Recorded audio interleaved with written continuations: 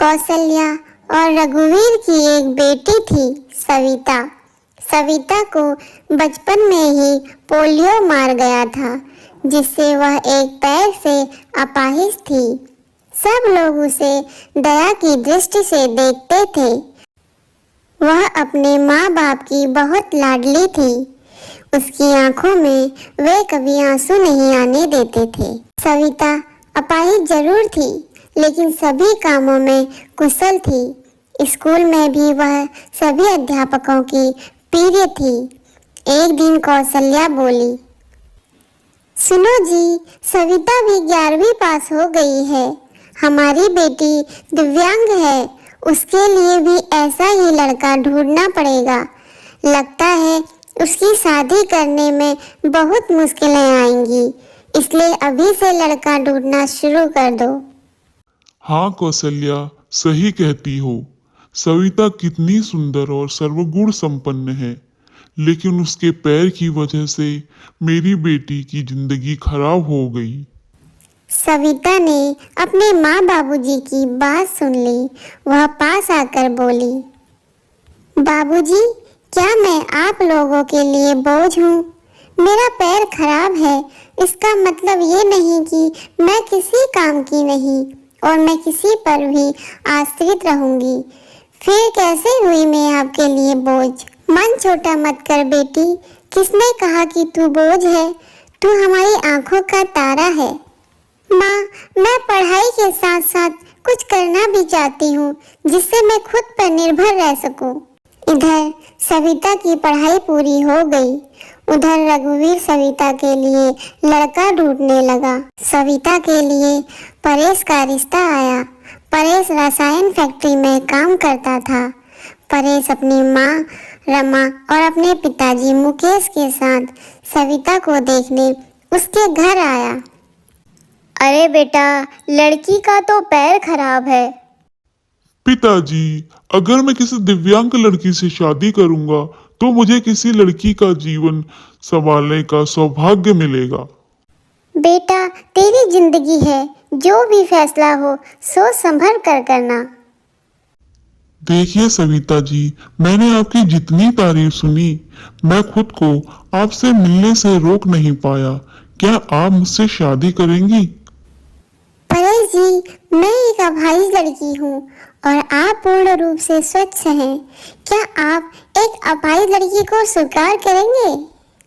सविता, मैं जिंदगी भर आपका सहारा बनने के लिए तैयार हूँ, अगर आपको ऐतराज न हो तो। अगर आप तैयार हैं तो मैं खुशनसीब हूँ कि मुझे आप जैसा जीवन साथी मिलेगा। सविता और परवेश की बहुत धूमधाम से शादी हुई। चारों तरफ चर्चा थी कि बड़ी भाग्यशाली है सविता, जो दिव्यांग लड़की को इतना अच्छा पति मिल गया। बहू, आज तुम्हारा पहला दिन है। इतनी जल्दी कैसे उठ गई? आराम से उठ जाती। माँ, मुझे जल्दी उठने की आदत है। मैंने नाश्ता बना दिया है, आप सब लोग नाश्ता कर लीजिए। रमा हैरान थी कि एक पैर खराब होते हुए भी सुबह उठकर नाश्ता भी बना दिया। इसी तरह सविता ने थोड़े ही दिनों में सारी जिम्मेदारी अपने ऊपर ले ली। सविता से सभी बहुत खुश थे। परेश, तेरी बीवी लाखों में नहीं करोड़ों में एक है।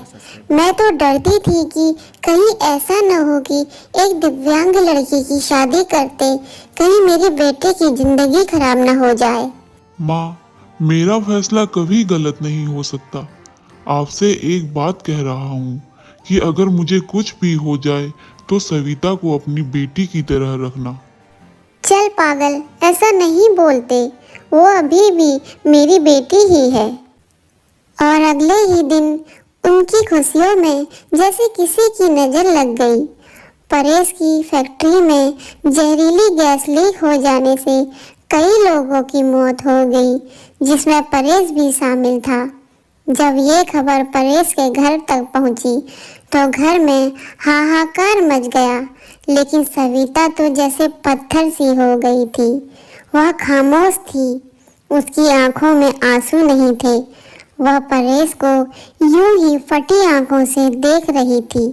कुछ औरतें तो उसे हिलाते हुए बोली, बहू रो ले, देख परेश तो मर गया है, तू विधवा हो गई है विधवा। इस तरह बातें सोच सोच कर कविता फूट फूट कर रोने लगी। सविता रोते हुए बोली, उठो परेश, आंखें खोलो, मैं अकेले किसके सहारे जीऊंगी। अभी तो मैंने तुम्हारे साथ कुछ ही दिन गुजारे थे, फिर मुझे अकेला छोड़ क्यों चले गए। परेश का अंतिम संस्कार हो गया, सविता के अरमानों का भी। अरे ये क्या सफेद साड़ी क्यों पहनी है तुमने? माँ, सबने मुझसे कहा कि मेरे जीवन के सब रंग परेश के साथ ही चले गए, अब मुझे सफेद साड़ी ही पहननी है। नहीं बेटी, तुम हमारे दुख को और मत बढ़ाओ, आज से तुम कभी सफेद कपड़े नहीं पहनोगी। हफ्ते महीने यूं ही शोक में गुजर गए। कौशल्या और रघुवीर सविता को लेने के लिए आए। मेरी बेटी का जीवन तबाह हो गया, पूरी जिंदगी अकेले कैसे काटेगी, इसलिए हम इसे अपने घर अपने साथ लेने आए हैं। देखिए समधन जी, सविता कहीं नहीं जाएगी, आप उसकी शादी करके कर्तव्य मुक्त हो चुके हैं, लेकिन अब हमारे भी कुछ कर्तव्य हैं। हमारी बहू हमारी बेटी बनकर आई थी, हमारे पास ही रहेगी। यह कहते हुए रमा ने सविता को गले से लगा लिया। हाँ समधन जी, रमा सही कह रही है। हम सविता को आगे पढ़ाएंगे, किसी लायक बनाएंगे। आप चिंता मत करना, हम अपनी सविता को पलकों पर बिठा के रखेंगे।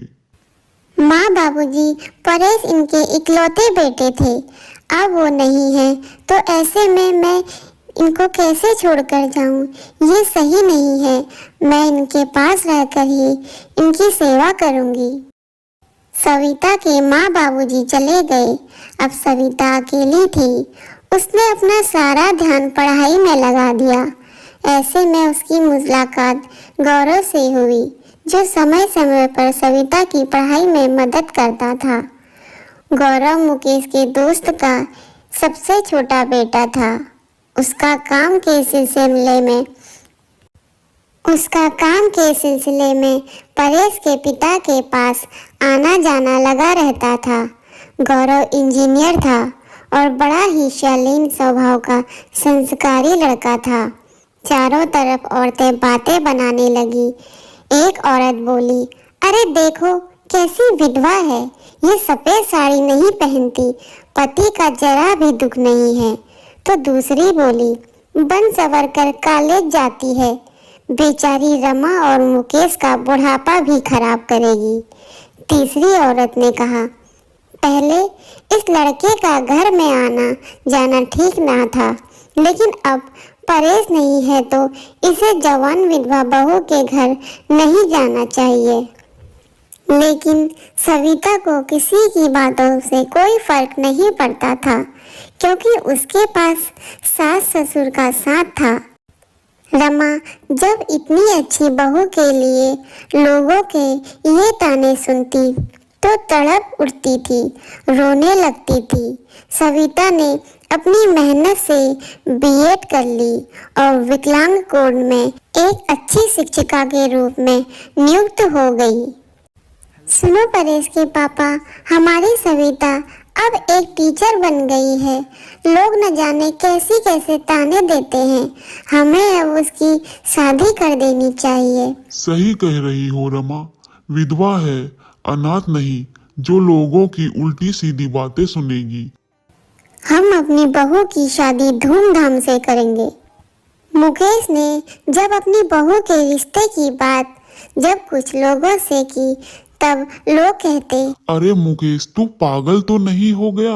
विधवा बहू की शादी करेगा? जानता है तू कितना बुरा है ये सब। हाँ, मैं उसकी शादी करना चाहता हूँ। उसकी जिंदगी से विधवा शब्द हमेशा के लिए मिटाना चाहता हूँ। तभी गौरव ने आकर कहा, अंकल, अगर आप सविता के काबिल समझे तो मैं आपसे आपकी बहू से शादी करने के लिए तैयार हूँ। गौरव, तुम? हाँ, मैं। मुझे यकीन ही नहीं हो रहा कि मेरी बेटी तुम्हारे जैसे लायक और होनहार बेटा पसंद करेगी। मुझे तुम पर गर्व है। मैं ये शादी के लिए तैयार हूँ बेटा। तभी मुकेश घर आकर के सविता से कहता है, सविता बेटी, तुम जानती हो मैंने हमेशा तुम्हें अपनी बेटी से बढ़कर माना है। मैं चाहता हूँ कि तुम्हारी जिंदगी की अधूरे सपने पूरे हों। मैं पूरे करूँगा। मेरी तुम्हारी शादी गौरव से करना चाहता हूँ। तुम्हें कोई एतराज तो नहीं? पिताजी, परेश की जगह शायद ही मैं किसी को दे पाऊं, लेकिन आपने जो मेरे लिए किया वो कोई कर नहीं सकता। आपका फैसला मेरे सराखों पर, जैसा आप कहें मुझे मंजूर है। दोनों की शादी बहुत धूमधाम से करा दी गई और सभी खुशी खुशी रहने लगे।